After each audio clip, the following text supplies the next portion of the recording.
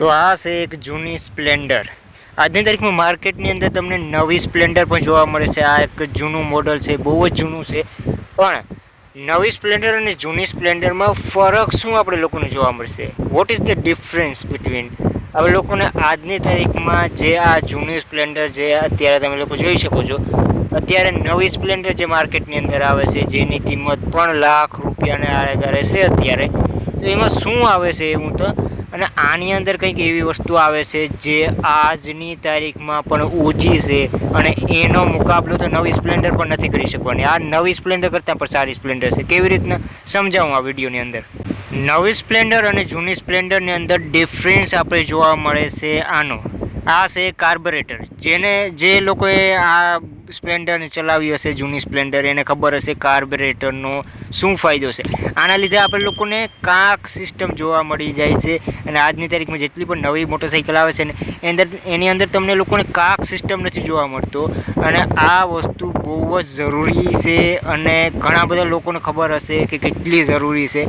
તમને આ બાઇકને તમે લોકો એકદમ પેટ્રોલ ટાંકીમાં નથી, માની લો કે ટાંકી રિઝર્વમાં આવી ગઈ છે, ટાંકીનું પેટ્રોલ પૂરું થઈ ગયું છે, છતાં પણ તમે લોકો એને ઇસ્તેમાલ કરી શકશો। કેવી રીતના? મોટરસાઇકલને ત્રાહી કરો, થોડીક વારી, અને પાછી જો તમે લોકો સ્ટાર્ટ કરશો ને તો એ જે પેટ્રોલ ટાંકીમાં આજુબાજુ હશે ને એ પાછું કાર્બોરેટરમાં પૂગી જશે।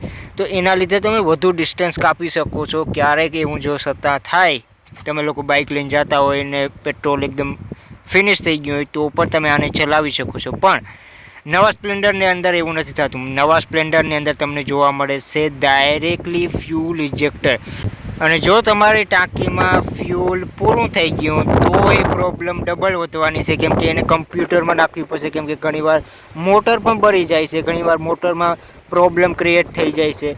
અને એ જે ફ્યુલ ઇજેક્ટરનો જે ધાંધિયા છે ને એ થોડાક અલગ જ છે। જે લોકોને થયા હશે એને વધારે ખબર હશે, એ વધુ સારી રીતે કોમેન્ટમાં એક્સપ્લેન કરી શકશે। જો તમારી સાથે એવું કંઈ થયું તો તમે લોકો કોમેન્ટમાં જણાવી શકો છો। પણ હા, આને ત્યાં ક્યારેય તમે લોકો, આ જે ઓજી વસ્તુ છે આને તમે લોકો ક્યારેય રિપ્લેસ નહીં કરી શકો ગમે એ ટેકનોલોજીને થ્રુ, કેમ કે ઓલ્ડ ઇઝ ગોલ્ડ। અને બીજા જે કંઈ પણ તમને લોકોને ફેરફાર જોવા મળે છે નવી સ્પ્લેન્ડરની અંદર, તમને ઇમિશન નોર્મ્સ જોવા મળી જાય છે।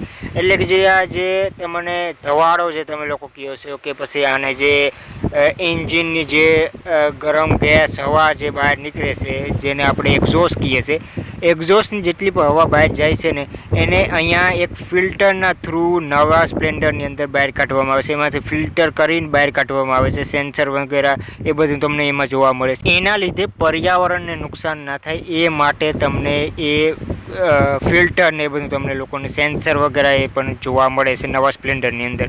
એના સિવાય તમને લોકોને કોઈ પણ જાતનો એવો ફેરફાર જોવા નથી મળતો। હા, ડિજિટલ ડિસ્પ્લે છે એવું નવા સ્પ્લેન્ડરની અંદર જોવા મળી જાય છે, પણ કંઈ એવો ફેરફાર નથી જેને આપણે લોકો કહી શકીએ કે હા આને કંઈક અલગ જ સ્પ્લેન્ડરની અંદર કરી દીધું છે। જે જૂની આવતી હતી એ ટાઈપની જ તમને જોવા મળે છે, થોડો ઘણો ફેરફાર જોવા મળે છે। તો બસ આ વિડીયોમાં આટલું જ। આવા જ બધું વિડીયોઝ જોવા માટે ચેનલને સબસ્ક્રાઈબ કરી લ્યો।